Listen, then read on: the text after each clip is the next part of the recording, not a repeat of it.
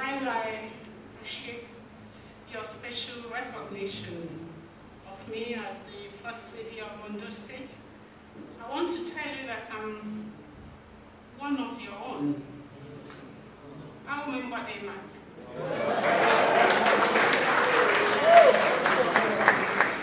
You know where Magia is? You know where West? Yes. That's my small London. Dreaming community. A getaway where you're tired of city life. Thank you. That was me. Young, full of life, married, with 4 children, upwardly moved, with aspirations to be somebody in life, raise my 4 kids, you can see them, and grow old with my husband. But in 1997, something snapped. It was like a piece of rock giving way from the mountain, tumbling towards me. And I call it a calamity. When you are faced with calamity, it is not out of place for you to feel that the world is crashing on you. But it's also possible that you could overcome, pick up the pieces, and that experience becomes a blessing in disguise. That was what happened to me. On that fateful morning, sometime in March 1997, I was having my bath. I was on annual leave, lazing around. Children had gone to school. I went to have my bath, and I felt that bump on my left breast.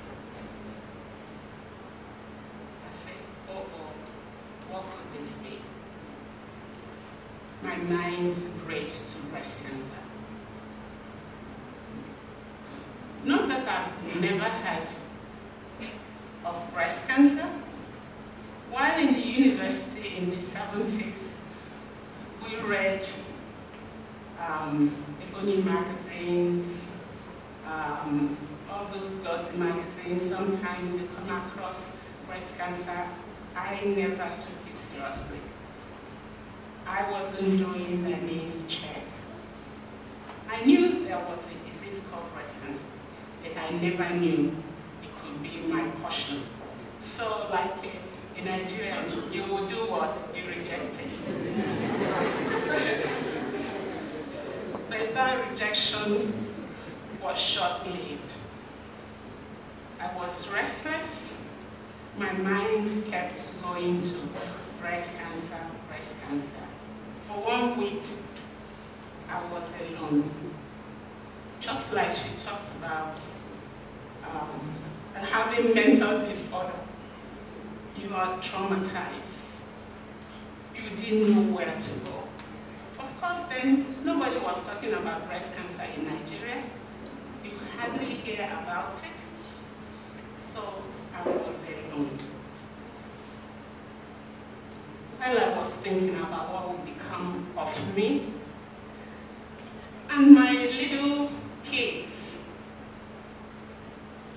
what would happen to these kids? Should I die? And of course, their father will marry another wife. What will happen to them? How will they be treated? These emotions were running riot in my head. I couldn't concentrate.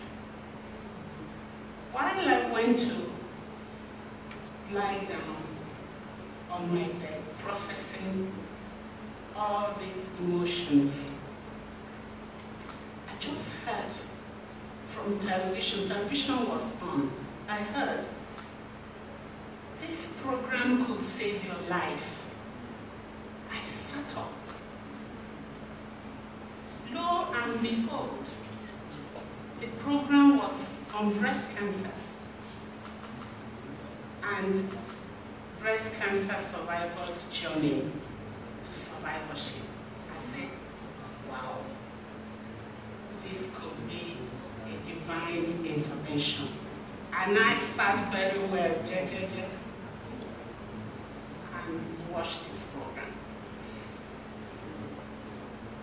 That program was Rolando Show on Sky TV, all those early programs when we have not seen DSTV. The lady that was interviewed was the mother of the Baldwin brothers of Hollywood. In that interview, we saw how our experience was documented right from diagnosis, surgery, treatment, coping mechanisms, life after breast cancer. I said, okay then, this woman, she may be the white woman, but I'm going to draw your strength. Should what I felt that morning be breast cancer, I'm going to live. That TV, that woman gave me the lift to gather myself, and I went to see a doctor at the University College Hospital. And of course, after a series of tests, it was confirmed to be breast cancer stage 1. Now, I've been told you have breast cancer. All the tests confirm so. You're faced with treatment, and there are treatment options. You can have lumpectomy and leave your breast intact, or you take it off. That's mastectomy. It's your choice. But I told my doctor, please take it off. Why did I say so? Because in this journey, I kind of tutored myself. I read more, I read journals, although my degrees were in zoology and aquaculture, but at least I have that scientific background to understand some of these journals. By then, cancer treatment was still at infancy in Nigeria. I did not want to gamble. I didn't want to leave breast for any man. Because time and time again, when women are advised to remove their breast, because that's the very first step you're going to take. The breast is diseased. There's no reason why you should leave diseased breast, because you don't want your husband to marry another wife, or you will feel less sexy because you now have one breast. I didn't even think about that. I was focused on my children to do whatever is possible, or whatever was possible then, to make sure that I survived and watch them grow, go to secondary school, go to university, marry. See my children today. I have 4 grandchildren. My children are doing very well in all their endeavors. That's the reason why you can remove that breast. That is it.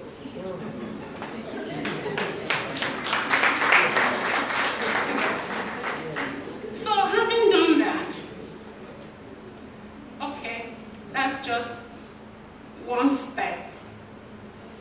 One step across the hurdle, or one jump across the hurdle. There were many other hurdles. While in UCH, I noticed this culture of silence. Like I told you, I didn't know anyone who had breast cancer experience. Not now you have breast cancer organization all over the place, support groups and so on. I'm talking about 1997. You won't hear from everybody. But on getting to UCH, I saw scores of women in different stages of breast cancer. Like I told you, mine was stage 1, but there were those that fungating breasts. That was when I knew that breast cancer progresses in stages I never knew. Stage 1, 2, 3, 4. But in the hospitals, our women mostly come with stage 4 because of ignorance, because of the belief system that will tell you, this is not how to do you too. Some will tell you it's juju, some will tell you it's spiritual attack. They will be going to church. They patronize the churches more than hospitals. But when the breasts start decaying, man of God or woman of God done wrong, they will go back to the hospital and it would have been too late. So upon noticing this, and I said, I think the least I can do is to get the words out, tell people that you can survive breast cancer if you do the right thing at the right time. So, I think the other slide. So, when I talked about starting this organization, Breast Cancer Association of Nigeria, to enable us spread the word, it's not something one person can do. It's a labor of love. You need more hands into the advocacy, into the campaign. You need to reach out to your friends and people within or around you to join you. No way. Breast cancer, God forbid. Mrs. Akeredolu, she has breast cancer. All those hush-hush tones, all those hush-hush voices. I couldn't get a single patient in the same ward. Nobody. They refused. The other husband would not allow them to go public. Some even told me their daughters will not get husbands. I have 2 daughters. One is a medical doctor, the other one is a lawyer. They're all married, happily married. So, but this is my biggest cheerleader, my numero uno. That's Anyanwu-Akeredolu, my husband. He was with me every step of the way. Funding, I know it's difficult to run an NGO in this country. He will be the one bringing money, let us start. If this is what will make you live, I'm going to support you. And he's supporting to this day. So having done that, we set up BRECAN, and because of my tenacity, and I said, if you didn't pass through this valley of shadow of death, we will not understand. And if I have passed through it and I'm alive today, I should be able to get the words out and tell people this is what I did. And I'm standing before you today. I would have been dead. People have told me to go some churches or some deliverance and all. I said, I don't want any deliverance, so I'm okay.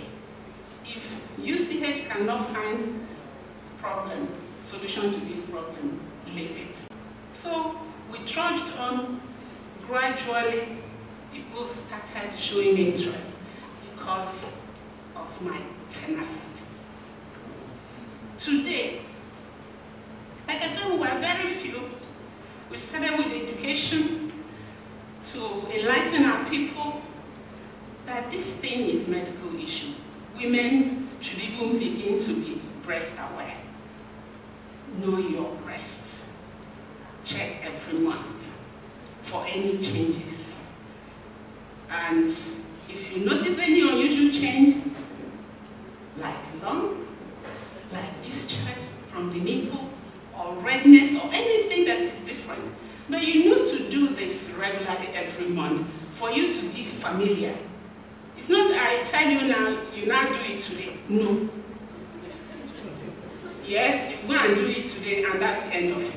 It's a regular check, monthly check, after your menses. After your menses. If you're no longer menstruating, you just pick one day you will not forget and do that check. It makes you become familiar with your breast. Our work caught the attention of the international community. Our work in Nigeria against breast cancer has attracted the attention of American Cancer Society. In 2004, I was among the Africans selected to attend their university in Atlanta. That's myself and some other nationals. Apart from that, National Breast Cancer Coalition in America also picked me and trained me to be an advocate.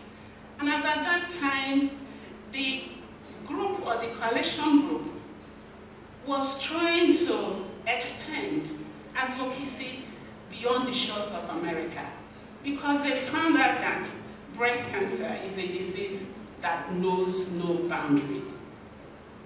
I was lucky again, selected, trained. I had the opportunity to be at Capitol Hill to lobby senators and House members to make breast cancer a priority.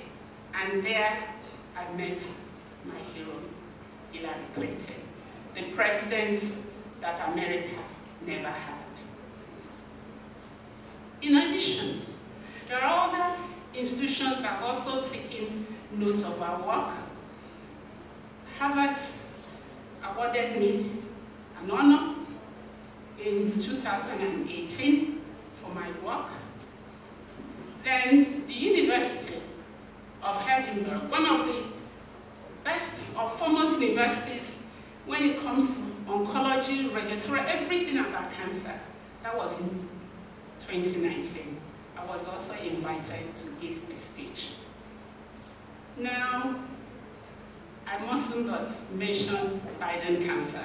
Biden cancer also appreciated our work, especially our community outreach. BRECAN has a collaboration with a group of women that I put together for OSO. And that community outreach, we devised a dance step, a fun way to teach women how to check their breast. Because most times you give flyers, they throw it away, they don't get what you're talking about. But we made up a dance called Second. And when we do that second, I mean, that's the only thing that we take home. So Biden cancer recognized that.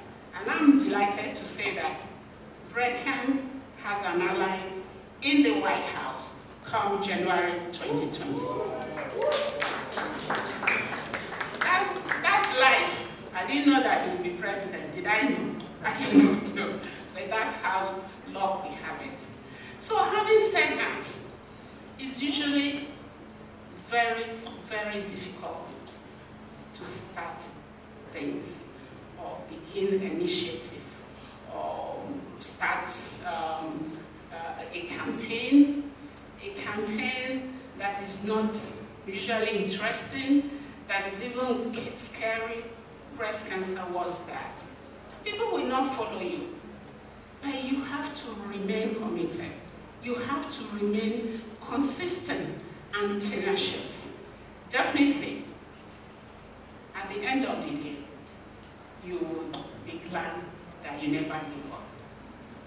We know the story of Oprah Winfrey. Oprah Winfrey was rejected. Maybe not being good or not being beautiful to be on television. But you all know what Oprah Winfrey is today, about the richest black person or even the richest black woman on the universe. There is Katherine Johnson, a black woman again. He made orbital exploration easier for NASA. I'm sure they didn't give her a chance, but today she's a historical name. Back home, Dora Akunyili, of blessed memory.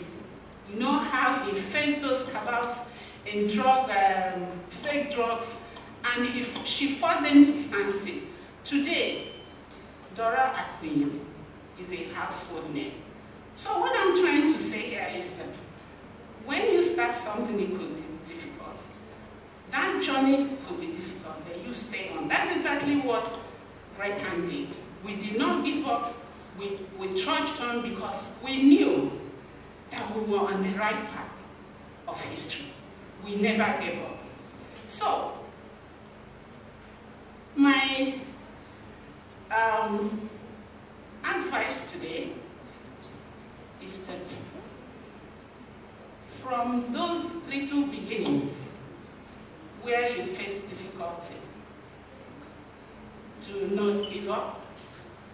In the case of breast cancer and its diagnosis, do not give up, speak out. You never can tell who is by the corner listening to your story, who is by the corner trying to help, even raise money. Like many of the women, when they're diagnosed with breast cancer, they don't have money. They have to seek help. But you need to speak out.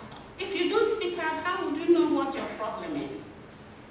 And again, in the case of a new word, I want to bring in the theme of this discussion.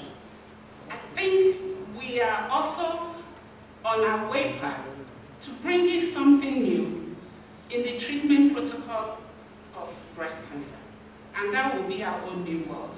When I was in Germany, I saw that it was possible for an oncologist in Germany to treat a breast cancer patient in Cameroon or in Kenya, and possibly in Nigeria. You know, the reason is technology, is artificial intelligence. I saw it there, and I told them, I said, wait a minute. Instead of us racking our brain, how are we going to train oncologists 6 years in the university, housemanship, youth corps, you are looking at 10 years. We can leapfrog our problems and make use of the new technology that is available.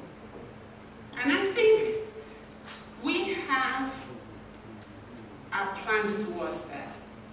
I'm delighted to tell you today that Ondo State is on that path.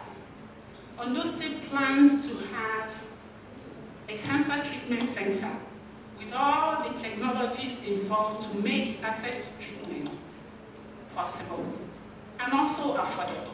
Because that expert in Germany or Harvard, they don't need to come to Nigeria. It's a matter of having 24-hour electricity.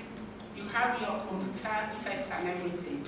And they will give you whatever prescription that you need or diagnosis you need in case you don't have qualified oncologists.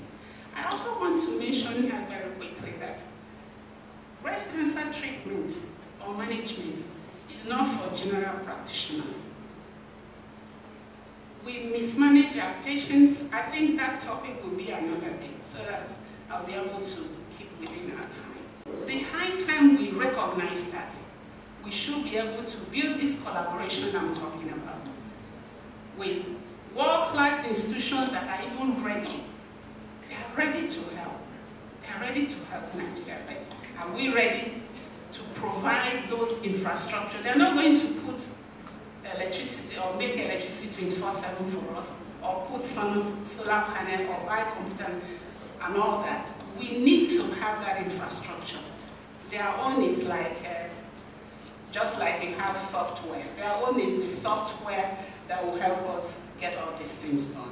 So having said that, in conclusion, is that never give up. Continue with your plans, even when people did not feel that you should do it. But with your conviction, it was my conviction, even when people said, why are you talking about breast cancer? You're exposing your family. No, I was convinced that I was on the right path, and I trudged on. I trudged on. I began to mobilize people and so on. So it's important you get the word out there. You better speak out so that people will know the problem that is at stake. So I am a proud 23-year breast cancer survivor, still counting, and